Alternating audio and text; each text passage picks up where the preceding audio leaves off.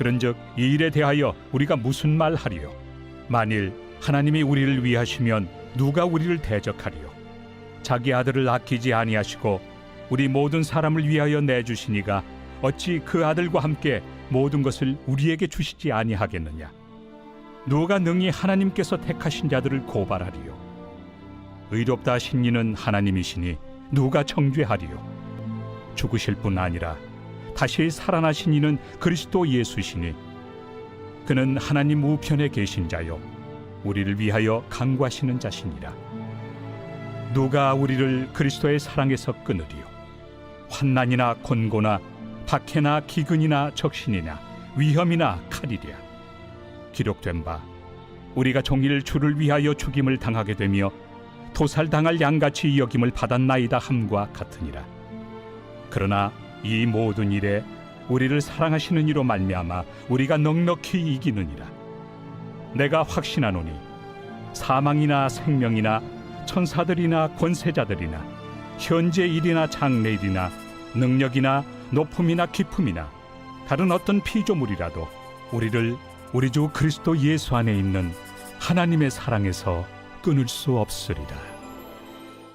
로마서 8장 31절에서 39절의 말씀은 복음의 감격에 가득 찬 바울의 격정적 목소리가 가장 잘 표현된 구절이기도 하며 로마서 전체 주제를 가장 잘 말씀해 놓고 있는 구절이라고 생각이 듭니다.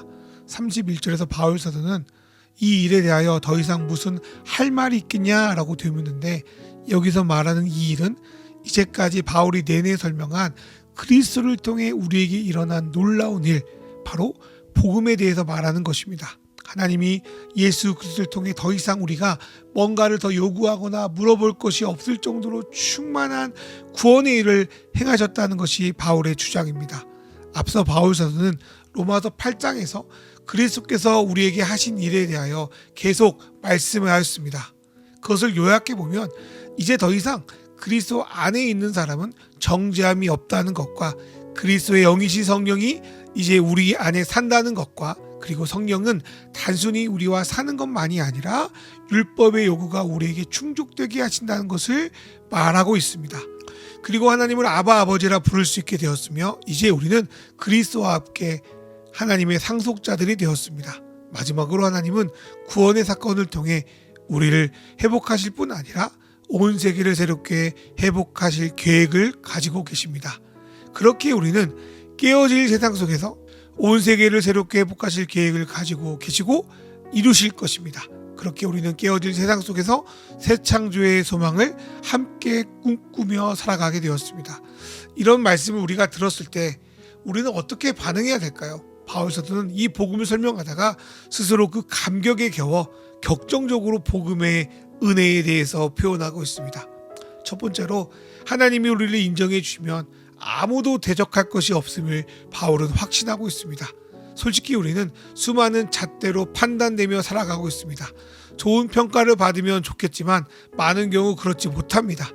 그리고 가끔씩 좋은 평가를 받았다 하더라도 자신이 그런 평가를 받을 자격이 있나 걱정되기도 하고 다음번에는 그와 같은 평가를 받지 못할까봐 두려워하기도 합니다. 그러나 절대적인 평가자 하나님이 우리 편이고 우리를 그렇게 평가하신다는데 우리를 향한 수많은 적의와 평가가 무슨 상관이 있겠습니까?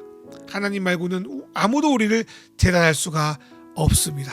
두 번째로 하나님은 하나밖에 없는 독생자 아들을 우리를 위해서 내어주셨습니다.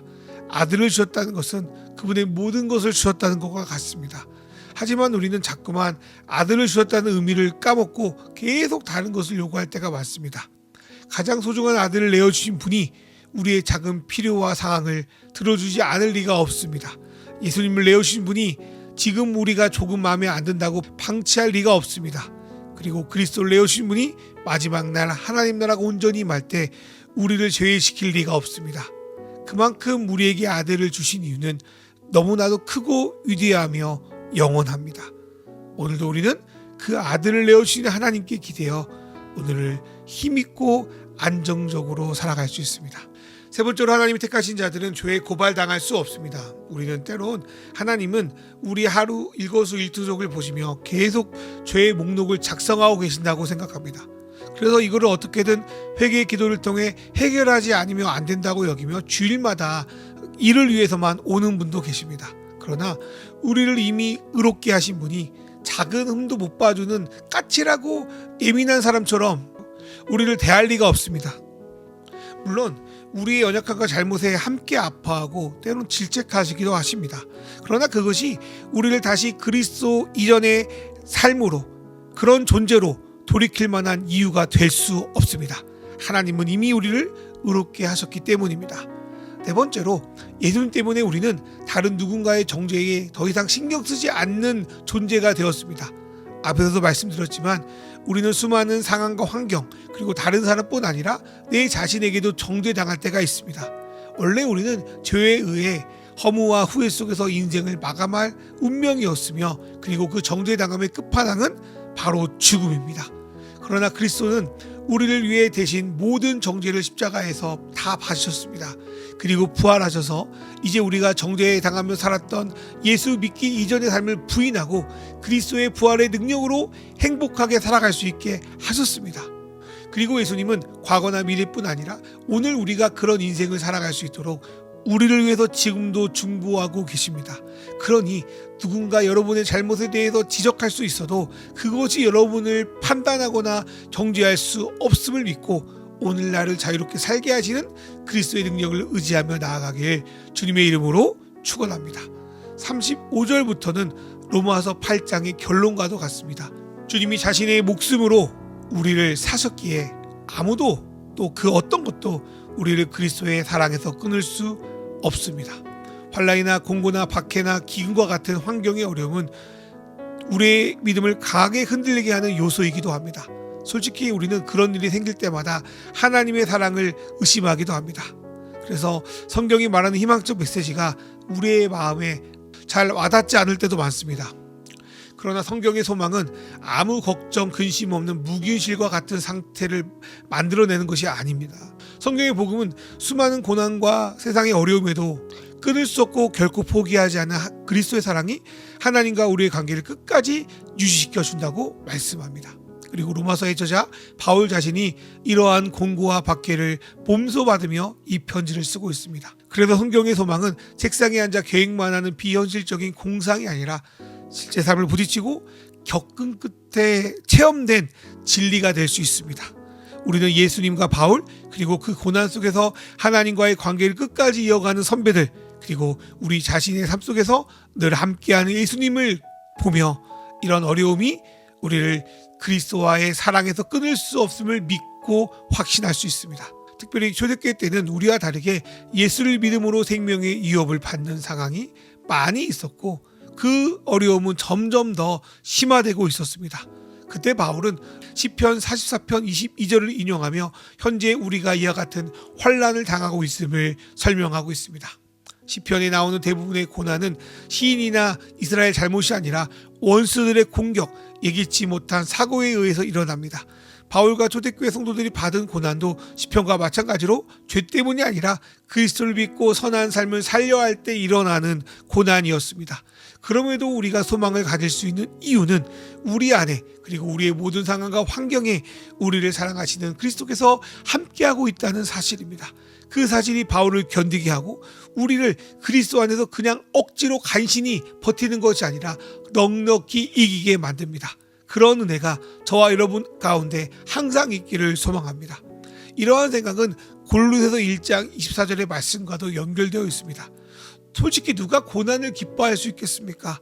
그럼에도 바울 사도가 기뻐할 수 있는 이유는 고난 중에서도 그분의 몸인 교회는 점점 예수를 닮아 자라가고 있고 자기 자신의 고난이 쓸모없게 끝나는 것이 아니라 우리를 주님의 복음의 비전의 일부가 되도록 돕고 있다는 사실입니다. 고난은 우리를 쓸모없게 하거나 망가뜨릴 수 없습니다. 하나님은 고난을 우리에게 일부러 주시는 분은 아닙니다.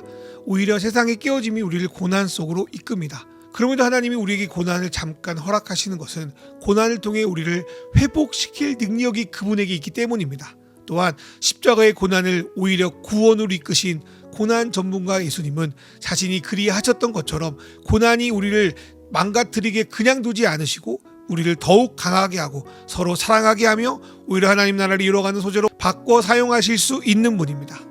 바울 사도는 이러한 사실을 진실로 믿고 받아들인 사람입니다. 그리고 이 놀라운 사랑에 그 어떤 것도 적수가 될 수 없음도 그는 깨달았습니다. 세상에 우리가 생각하는 그 어떤 것도, 우리가 일어날 수 있을 거라 하는 모든 상상도 우리를 그리스도 안에 있는 하나님의 사랑에서 끊어낼 수 없습니다. 여기에는 표현되진 않았지만 이 사랑은 어쩌면 하나님 자신도 끊을 수 없습니다. 하나님은 거짓이 없으시기에 그분은 자신과 우리가 맺은 언약을 스스로 절대 깨지 않으십니다. 하나님이 하신 언약은 모두 우리를 사랑하시고 구원하기 위한 언약입니다. 그러나 역설적이게도 이 언약을 깨뜨릴 수 있는 존재가 하나 있는데 그것은 바로 우리 자신입니다. 오로지 나 자신만이 그분의 사랑을 거부할 수 있습니다. 사랑은 아무리 좋다 하더라도 강제가 아닌 인격이기 때문입니다. 이러한 놀라운 사랑 우리가 받았습니다.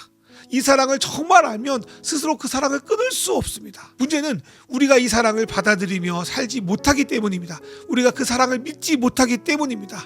이 사랑을 우리의 것으로 정말 받아들일 때 그 사랑의 능력이 우리 안에서 역사해 나갑니다. 또 그 사랑의 놀라움에 감격하여 복음의 기쁨으로 이 세상을 살아가게 될 것입니다.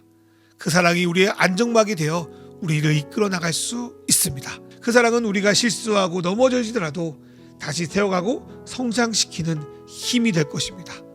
그 사랑을 믿고 받아들이며 누리는 저와 여러분 되기를 주님의 이름으로 축원하고 소망합니다. 이 시간 주신 말씀 생각하며 기도로 나아갑니다.